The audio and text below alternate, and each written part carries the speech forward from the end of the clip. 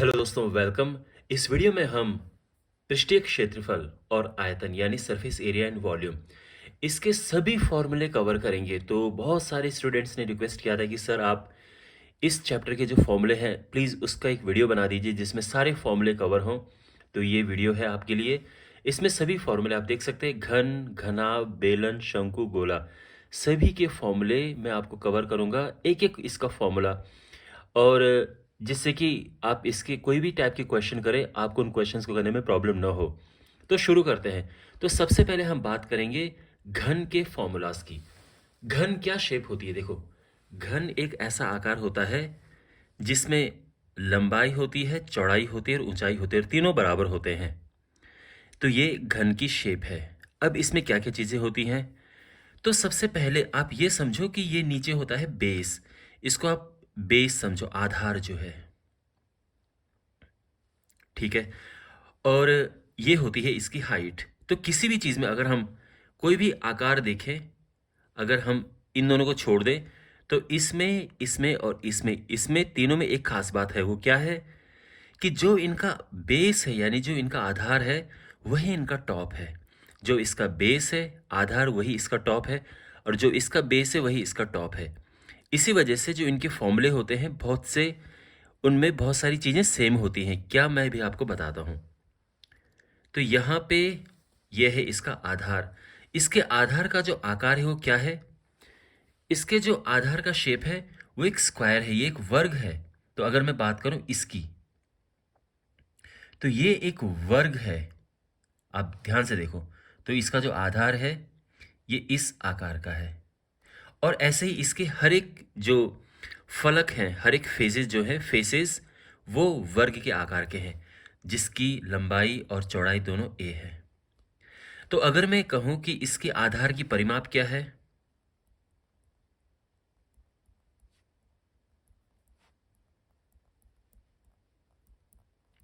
तो आप समझ सकते हैं कि आधार इस तरह का है तो इसकी परिमाप क्या होगी? ए ए ए ए, तो ये हो जाएगी 4a। और आधार का क्षेत्रफल क्या होगा?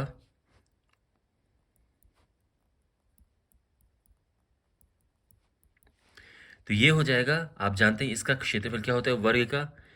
ए इंटू ए, साइड इंटू साइड, यानी ए का वर्ग।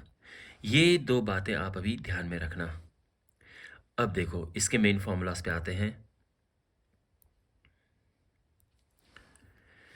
तो सबसे पहला फॉर्मूला जो इसका है मेन, वो है कि इसका पार्श्व पृष्ठ क्या है। इसका पार्श्व पृष्ठ यानी इसको हम कहते हैं लेटरल सरफेस एरिया। अब देखो पार्श्व पृष्ठ होता क्या है? जो भी वर्टिकल खड़ा पोर्शन होता है, जो खड़े में है, जो जैसे एक कमरा है उसकी दीवारें ये खड़े में होते हैं ना, तो इसको हम कहते हैं पार्श्व पृष्ठ। सिम आसान आसान भाषा में दीवारों का क्षेत्रफल।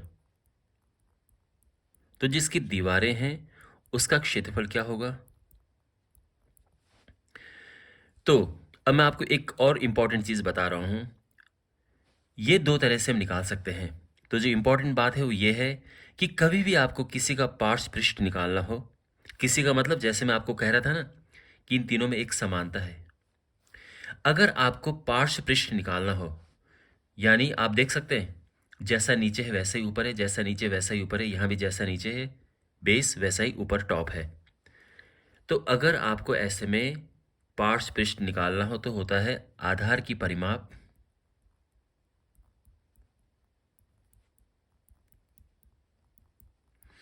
इंटू ऊंचाई। अब जो इसकी आधार की परिमाप है वो है 4a। ए देखो, आधार देखो इस तरह का आधार है, ए ए, ये ए, ये ए, तो इसकी परिमाप 4a होगी। वैसे भी यहाँ पे मैंने लिखा है। और ऊंचाई भी ए है, तो ये हो गया 4a²। ये एक तरीका है।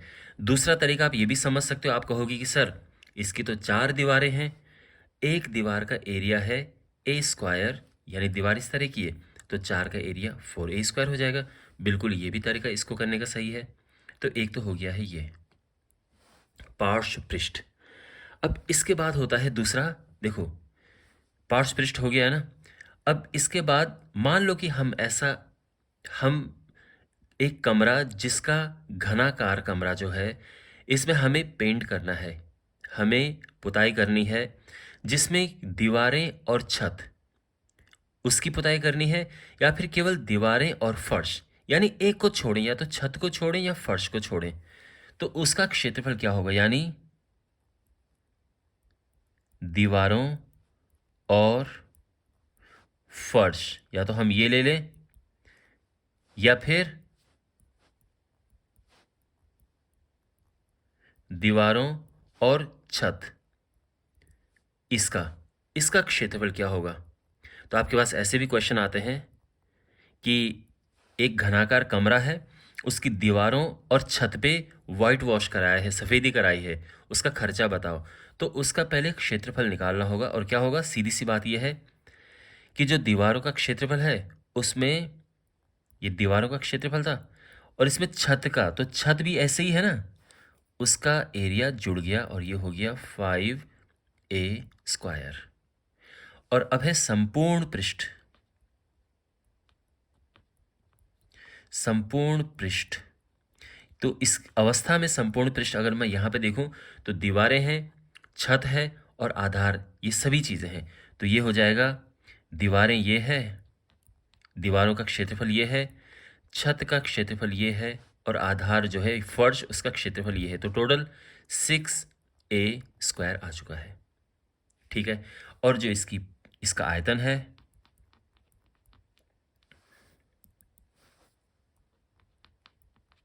तो आयतन होता है लंबाई गुणा चौड़ाई गुणा ऊंचाई, इसमें सिंपल। तो एक तो ये आयतन, और आयतन निकालने का मैं एक और आपको तरीका बताता हूँ। आयतन निकालने का तरीका होता है आधार का क्षेत्रफल गुणा ऊंचाई, ये याद रखना, आधार का क्षेत्रफल गुणा ऊंचाई। और अगेन जैसे कि मैंने आपको कहा कि इन तीनों में, यानी इसमें, इसमें और इसमें, ये चीज़ अप्लाई होती है कि हम आयतन कैसे निकालें, आधार का क्षेत्रफल। तो देखो आधार का आकार क्या है, वर्गाकार है, उसका क्षेत्रफल क्या होगा, a², और ऊंचाई भी a ही है, तो ये हो गया a³। ठीक है। तो ये इसका क्षेत्रफल होगा साइड का क्यूब, यानी भुजा का क्यूब। इस तरह से एक घन का आयतन निकलता है। अगर मैं बात करूं मात्रक की, यानी यूनिट की, तो कभी भी अगर आपको क्षेत्रफल ज्ञात करना हो, किसी का भी हो चाहे, तो उसका जो मात्रक होता है वो या तो मीटर स्क्वायर में होता है या सेंटीमीटर स्क्वायर में होता है, बट ये स्क्वायर में होता है। और अगर आयतन ज्ञात करना है और उसका आपको मात्रक लिखना है, तो या तो मीटर क्यूब होता है या सेंटीमीटर क्यूब होता है, बट क्यूब में होता है। ठीक है। तो क्या आपको ये सब समझ आ गया है। और अब इसमें एक लास्ट चीज़ मैं ऐड कर रहा हूं, और वो है कि इसका विकर्ण। विकर्ण, अब आपको होगी कि विकर्ण क्या होता है। देखो, जब हम एक वर्ग की बात करते हैं तो विकर्ण होता है वर्ग का, इस तरह से, ये वर्ग का विकर्ण है। लेकिन एक घन का विकर्ण क्या होता है, तो इस कोने से उस कोने तक, मीन्स जो सबसे दूर के कोने हैं, यहां से और यहां तक की जो बीच की दूरी होती है, इसको विकर्ण कहते हैं। तो ये समझो, विकर्ण होता है कमरे में रखे जाने वाली सबसे लंबी रॉड, कमरे में रखी जाने वाली सबसे लंबी रॉड, रॉड यानी इस कमरे में सबसे लंबी हम कौन सी, तो आप समझो, एक कमरा है तो हम एक छोर से दूसरे छोर पे रख सकते हैं ना, सबसे लंबी रॉड अगर हमें रखना है तो बिल्कुल एक छोर से दूसरे छोर पे हम रख सकते हैं। यानी अगर मैं इस कोने की बात करूँ तो इस कोने से मुझे सीधा उस कोने पे लेके जाना होगा, ये सबसे लंबी रॉड हो जाएगी। और ये क्या है इसका फॉर्मूला, तो ध्यान से इसका फॉर्मूला देखो, ये है a√3, इसका याद रखना a√3। ओके। तो यहाँ पे ये जो सभी फॉर्मूले हैं आप नोट कर लीजिए अच्छे से। ये जो यहाँ पे ये फाइंड हुआ है, फिर ये है, ये है, ये है और ये, तो लगभग सभी तरह के फॉर्मूले हमने इसमें कवर कर दिए हैं। और साथ में मैंने ये इंपॉर्टेंट चीज़ें जो बताई हैं इनका ध्यान ज़रूर रखना, ठीक है। जैसे यहाँ पे मैंने ये बताया है पार्श्व पृष्ठ कैसे निकलता है, आयतन कैसे निकलता है, इस तरह से। अब बढ़ते हैं हम घनाभ की ओर। अब घनाभ की बात करते हैं तो सबसे पहली बात, घनाभ का जो आधार है वो किस आकार का होता है? तो जो इसका आधार है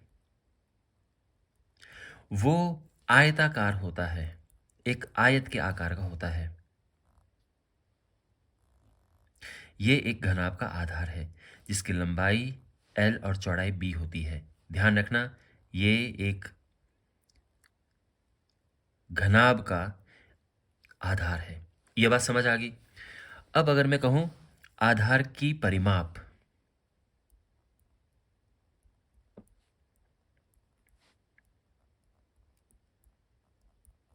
तो क्या होगा? आधार की परिमाप क्या होगी? तो अब जो आयत है उसकी परिमाप आधार की परिमाप होगी। तो क्या है? 2 × L + B, ये आधार की परिमाप है। और आधार का क्षेत्रफल,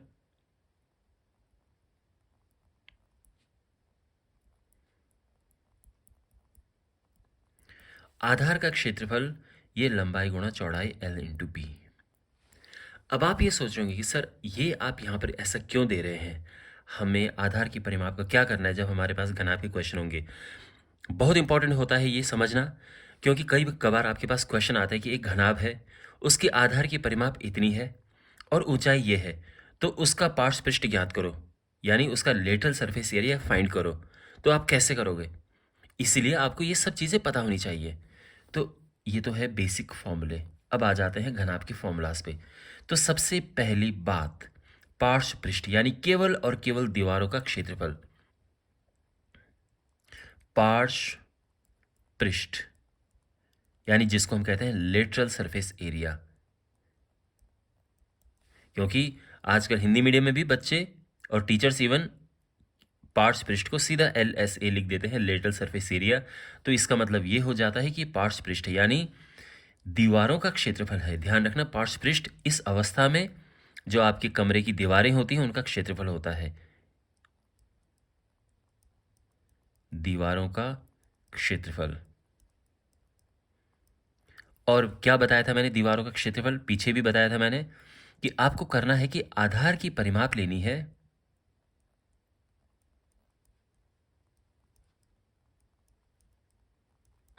और इसमें ऊंचाई का गुणा कर देना है। अब आधार की परिमाप क्या है? 2 × L + B, बिल्कुल यहाँ से भी आप देख सकते हैं, और उसमें ऊंचाई का गुणा कर दो। तो अगर आपके पास क्वेश्चन है कि एक कमरा है, घनाभ के आकार का कमरा है, लंबाई दी है, चौड़ाई दी है, ऊंचाई दी है, और इसकी दीवारों पे वाइट वॉश कराना है, पेंट कराना है, सफ़ेदी करानी है, तो क्या खर्चा आएगा? तो उसके लिए पहले हमें दीवारों का क्षेत्रफल ज्ञात करना होगा और वो इससे पता चलेगा। ठीक है, क्लियर होगी बात? अब इसके बाद हम लेते हैं दीवार, यानी चारों दीवारों का, प्लस या तो छत हो, यानी एक चीज हो, या तो छत हो या केवल बेस हो। तो ये छत या फिर दीवारों और फर्श यानी आधार का क्षेत्रफल। क्या होगा? अब ये क्यों जरूरी है? क्योंकि आपके पास क्वेश्चन बहुत बारी इस प्रकार से आते हैं कि एक टैंक बनाना है, एक टंकी बनानी है, और ये स्टील की टंकी बनानी है या स्टील का एक बॉक्स बनाना है जिसमें छत नहीं है, यानी उसमें ऊपर से ढक्कन नहीं है, और उसमें दीवारें हैं और फर्श है। तो बताओ उसमें कितना स्टील लगेगा? तो ऐसे क्वेश्चन के लिए हम ये करते हैं। तो इसमें क्या आएगा? दीवारों प्लस छत का क्षेत्रफल आएगा पूरा। तो अब दीवारों का तो यहाँ पे है पार्श्व पृष्ठ यानी 2L + B × H, और साथ में इसमें या तो छत और या आधार। तो आपको पता है ना कि जो आधार है वो इस प्रकार का है, आधार घनाभ का ऐसा है।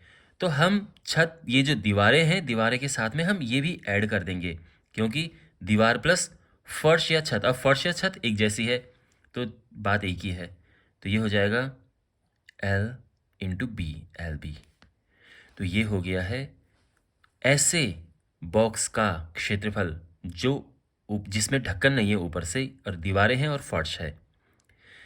तो आपके पास क्वेश्चन इस तरह से भी आता है कि एक कमरा आपके पास है और जिसकी लंबाई चौड़ाई ऊंचाई दी है, और आपको छत पे और दीवारों पे वाइट वॉश कराना, सफ़ेदी करानी है, तो उस केस में भी आपको ऐसा ही अप्लाई करना पड़ेगा।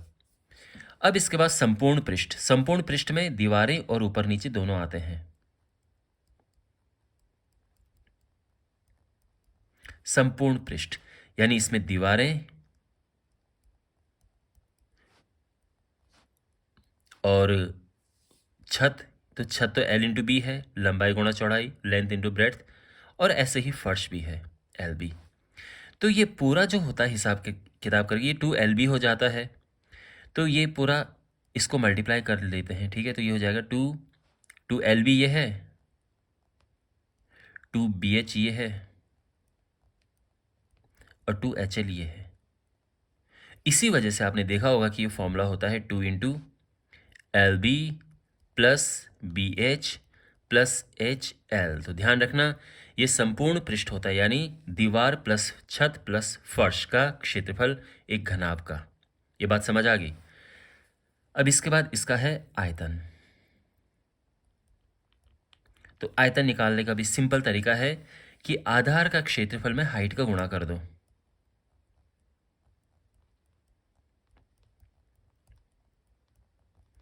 आधार का क्षेत्रफल और उसमें ऊंचाई का गुणा कर दो। तो आधार का क्षेत्रफल तो है लंबाई गुणा चौड़ाई L इंटू बी, और इसमें हाइट का मल्टीप्लाई कर दो H। तो ये आयतन निकल गया। आयतन का सिंबल V होता है, वॉल्यूम ऐसे आप निकाल सकते हैं। एरिया का सिंबल A आप लिख सकते हैं, ये है, ठीक है। तो ये आयतन हो गया है। और अब एक और बात कि इसमें सबसे लंबी रॉड हम कितनी लंबी रख सकते हैं, यानी अगर हमें इस कोने से और बिल्कुल इस कोने तक एक रॉड रखनी हो, तो ये जो रॉड है तो इसकी लंबाई क्या होगी? तो ये होता है, इसको हम कहते हैं विकर्ण। तो ये विकर्ण होगा, यानी सबसे लंबी रॉड की लंबाई होगी √L² plus B² plus H² simple. ये आ गया है। ओके, तो आई होप आपको ये सभी फॉर्मूले समझ आए होंगे। और अब हम बात करते हैं इसके बाद बेलन के फॉर्मूलाज की। तो बेलन पे यहाँ अब देखो आराम से, इसका जो आधार है, सबसे पहले आधार देखते हैं। तो जो बेलन का आधार है वो एक वृत्ताकार है, एक वृत्त है जिसकी रेडियस r है। तो अगर हम यहाँ पे लिखें कि आधार की परिमाप,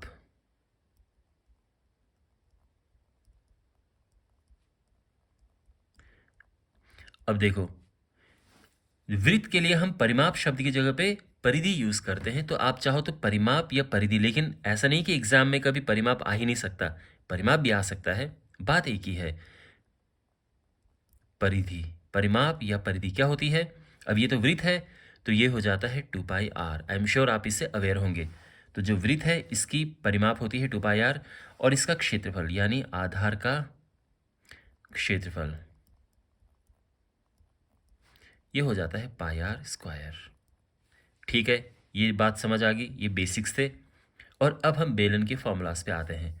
तो बेलन जो है, इसमें इसका जो पार्श्व पृष्ठ है, यानी जो खड़ा वाला पृष्ठ है, जो खड़ा वाला पोर्शन होता है, इसको हम पार्श्व कहते हैं। इसका जो पार्श्व पृष्ठ है इसका दूसरा नाम भी है, और वो है वक्र पृष्ठ, क्योंकि ये मुड़ा है। आप देख सकते हैं, ऊपर आप देख सकते हैं, ये मुड़ा हुआ यहाँ नहीं था, एकदम प्लेन सरफेस है। तो इसको वक्र पृष्ठ इसीलिए नहीं कहते हैं, इसका नाम इसलिए पार्श्व पृष्ठ होता है, जो खड़ा वाला पोर्शन होता है, दीवारें। अब यहाँ पे जो ये है, ये एक बेलनाकार है। इसके अगर दीवारों की ही हम बात करें, ये जो पूरा एक ये बेलन का ही आकार है, तो इसको हम कहेंगे, इसके क्षेत्रफल को वक्र पृष्ठ, कर्व्ड सरफेस एरिया। तो जो इसका वक्र पृष्ठ है, और ध्यान रखना ये वक्र पृष्ठ पार्श्व पृष्ठ ही है, ओके, पार्श्व पृष्ठ ही है ये वक्र पृष्ठ। तो ये इसको हम कहते हैं कर्व्ड सरफेस एरिया। तो अगर हमें निकालना है तो क्या है, क्या बताया था मैंने आपको टेक्निक, कि हम आधार की परिमाप में हाइट का मल्टीप्लाई कर देते हैं।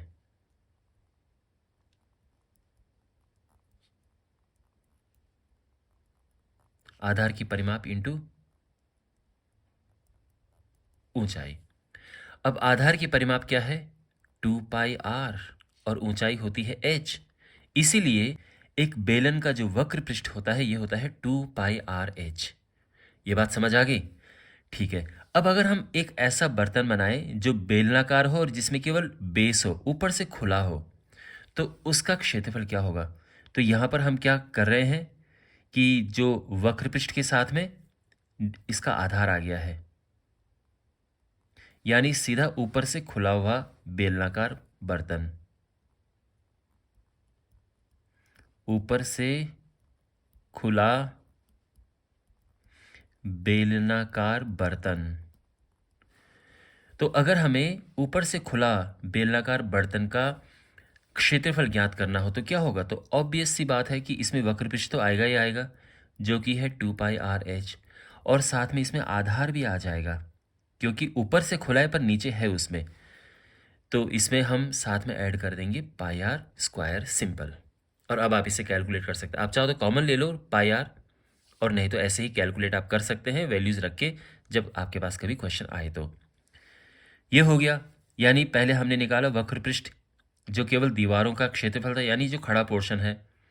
फिर इस खड़े पोर्शन के साथ यानी वक्र पृष्ठ के साथ में आधार आ गया, और अब ये वक्र पृष्ठ, आधार और टॉप सभी चीज़ें, इसको हम बोलते हैं संपूर्ण पृष्ठ, total surface area. Total surface area.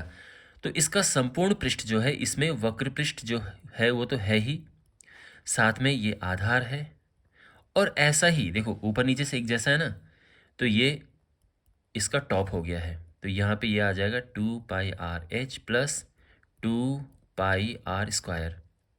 अब ये 2πr कॉमन आ जाएगा और अंदर बचा h प्लस r। तो ये एक बेलन का संपूर्ण पृष्ठ का फॉर्मूला होता है। तो इसमें क्या क्या आया? इसमें ये वक्र पृष्ठ आया जो खड़ा वाला पोर्शन है, टॉप और बॉटम ये सभी आए। अब इसके बाद आयतन। तो इसका आयतन जो है, इसको निकालने का क्या तरीका है कि आधार का क्षेत्रफल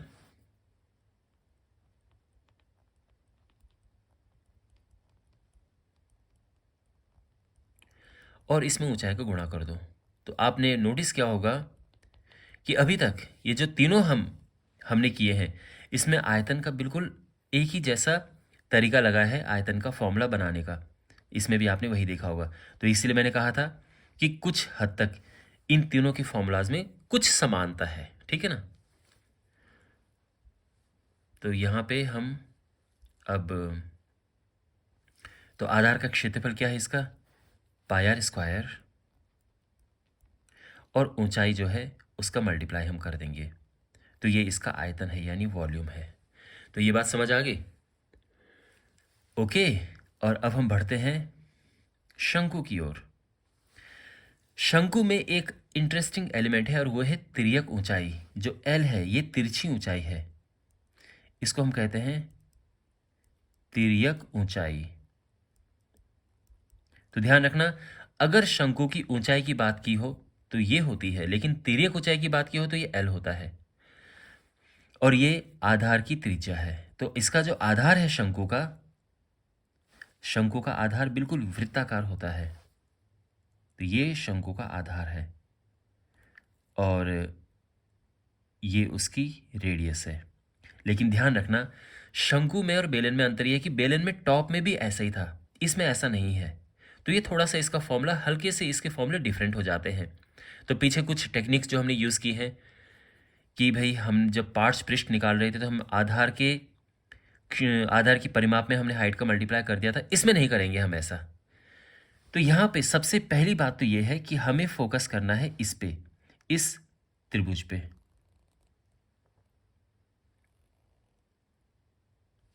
ये है 90 डिग्री, ये हाइट है और ये रेडियस है।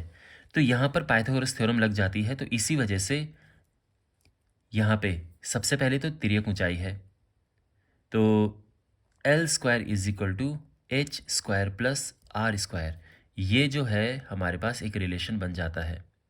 तो अगर आपके पास एक शंकु की ऊंचाई दी हो, उसके आधार की त्रिज्या दी हो, तो आप उसकी तिर्यक ऊंचाई आराम से फाइंड कर सकते हैं। यहाँ पे अगर हमें L फाइंड करना हो तो यहाँ ऐसा हो जाता है। अगर आपको H फाइंड करना हो तो ऑब्वियस सी बात है कि ये इधर जाएगा, माइनस में हो जाएगा, तो ये L² माइनस R² हो जाएगा, रूट लग जाएगा। और यहीं पे अगर R फाइंड करना हो तो ये इधर चला जाएगा और L² माइनस H² का रूट हो जाएगा। तो ये है, इस तरह से हम फाइंड करते हैं तिर्यक ऊंचाई वगैरह इस जब दी हो। अब यहाँ पर वक्र पृष्ठ, तो वक्र पृष्ठ यानी जो तिरछा वाला पोर्शन है, आधार नहीं, केवल ये तिरछा वाला पोर्शन जो ये है शंकु का इधर वाला, तो इसको हम वक्र पृष्ठ कहते हैं।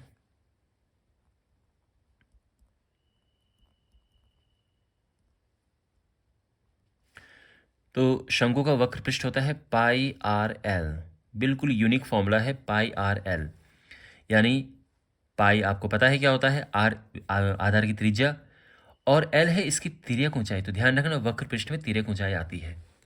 इसके बाद इसमें संपूर्ण पृष्ठ आता है, क्योंकि वक्र पृष्ठ और आधार अगर हम दोनों को जोड़ दें तो वो हो जाएगा संपूर्ण पृष्ठ। संपूर्ण पृष्ठ, तो संपूर्ण पृष्ठ में वक्र पृष्ठ जो है ये तो आता ही आता है, साथ में आधार भी आता है। तो ये हो गया, आप चाहो तो पाई आर कॉमन ले लो यहाँ पे और अंदर बचा L+R। तो ये आधार का क्षेत्रफल, क्योंकि आधार इस तरह का है तो इसका एरिया होता है पाई आर स्क्वायर, ये आधार है, और वक्र पृष्ठ तो हम ये लिख ही दिया है। और इसके बाद इसका आयतन है। तो आयतन का फॉर्मूला आसान है याद रखना, आपको बस 1/3 लगाना है, और जो हमने इसमें लिखा था बेलन में यानी सिलेंडर में, तो वही हम यहाँ पे लिख देंगे पाई आर स्क्वायर एच। तो बेलन के आयतन और इसके आयतन में क्या अंतर है कि शंकु का आयतन में 1/3 लगा होता है, और ये आ गया है। तो आई होप आपको ये समझ आ गया होगा। और अब हम बात करते हैं गोला यानी स्फेयर की। अब ये जो गोला है इसमें ये जो है इसमें ये वक्र पृष्ठ है और पूरा ही, तो इसमें वक्र पृष्ठ नाम की चीज़ नहीं होती, क्योंकि अब देखो अगर मैं बात करूं इसकी, तो इसमें वक्र पृष्ठ अलग है, ये जो तिरछा पोर्शन है ना, ये मान लो कि आप टेंट लगा के बैठे हो तो टेंट का कपड़ा ये है, जहाँ आप बैठे हो ये वो वृत्ताकार है। तो टोटल अगर मैं बात करूं तो इसमें ये वक्र पृष्ठ भी आएगा और आधार भी आएगा। तो आप नोटिस करेंगे कि जो इसका आधार है वो फ्लैट है, वो वक्र नहीं है, वो कर्व्ड नहीं है। लेकिन यहाँ ऐसी बात गोले में बिल्कुल नहीं है, यहाँ कोई फ्लैट नहीं है, यहाँ कर्व्ड ही है जो कि सब कुछ है। तो सीधा इसका पृष्ठ आ जाता है, आपको संपूर्ण भी लिखने की जरूरत नहीं है, सीधा पृष्ठीय क्षेत्रफल लिख सकते हो आप। पृष्ठीय क्षेत्रफल यानी जो इसका पृष्ठ है यानी सरफेस एरिया, तो इसका सरफेस एरिया होता है 4 × पाई आर स्क्वायर। बड़ा आसान है याद रखना, पाई आर स्क्वायर सर्कल का एरिया होता है ना, वृत्त का एरिया होता है पाई आर स्क्वायर, उसमें 4 का मल्टीप्लाई कर दो तो ये गोले का क्षेत्रफल आ जाता है, पृष्ठीय क्षेत्रफल सरफेस एरिया। और इसका जो आयतन है ये है 4/3 पाई आर क्यूब। बात समझ आ गई। लेकिन इसमें एक और इंपॉर्टेंट एलिमेंट आता है और वो है अर्धगोला यानी हेमिस्फेयर। तो ये है अर्धगोला। अर्धगोले में ये है इसकी रेडियस, त्रिज्या, और ये भी त्रिज्या होगी क्योंकि अर्धगोला है, हर तरफ से इसकी त्रिज्या एक जैसी ये है। आप एक चीज़ नोटिस करेंगे, ये वाली जो सरफेस है ये तो वक्रीय है यानी कर्व्ड है ना, इसमें ये वक्रीय जो उसकी सरफेस है, मुड़ी हुई सरफेस, कर्व्ड सरफेस। लेकिन जो ऊपर है ये फ्लैट है, ये फ्लैट है। अब आप समझो कि जैसे नींबू को काटते हैं हम, एक लेमन को काटते हैं तो ऐसा सरफेस आती है। लेमन कैसे दिखता है फिर यहाँ से, ऐसे आकार का दिखता है। तो ये ऐसा, जिसकी त्रिज्या R है। अब यहां पर अगर हम इसका वक्र पृष्ठ देखना है तो क्या होगा, यह है अर्धगोला।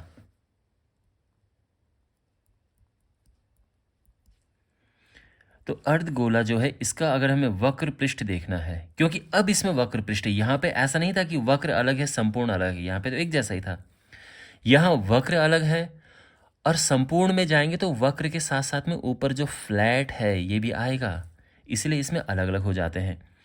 तो जो वक्र पृष्ठ है वो तो बिल्कुल इसका आधा हुआ, क्योंकि बिल्कुल ऐसा काट दिया है, तो ये 2πr² होगा। लेकिन जब हम संपूर्ण की बात करेंगे, अर्धगोले के संपूर्ण पृष्ठ की, तो इसमें ये तो है ही वक्र पृष्ठ, और साथ में ऊपर भी आ गया ये वाला हिस्सा, यानी πr²। तो ये टोटल हो जाएगा 3πr²। ये इसका संपूर्ण पृष्ठ आ चुका है अर्धगोले का। और अब इसका आयतन, तो आयतन बिल्कुल इसका आधा है, तो इसका आयतन था 4/3πr³। इसका हाफ हो जाएगा 2/3πr³। ये अर्धगोले की इन्फॉर्मेशन है। ओके, वेल, तो आई होप आपको समझ आया होगा। मैंने हर तरह के आपके ये जो डाउट्स हैं कवर करने की, क्लियर करने की कोशिश की। फिर भी अगर कुछ इसमें रह जाते तो आगे आने वाले वीडियोस में हम कवर कर देंगे, लेकिन मोस्ट ऑफ द फॉर्मूलाज मैंने इसमें कवर कर दिए हैं। एंड आई एम श्योर अगर आपके बेसिक्स इसमें वीक रहे होंगे तो वो भी स्ट्रांग हो चुके होंगे। अगर आपको वीडियो अच्छा लगा तो आप अपने फ्रेंड्स और क्लासमेट्स के साथ में इस वीडियो को ज़रूर शेयर करें और इस चैनल को सब्सक्राइब करें। मिलते हैं अगले वीडियो में। Take care.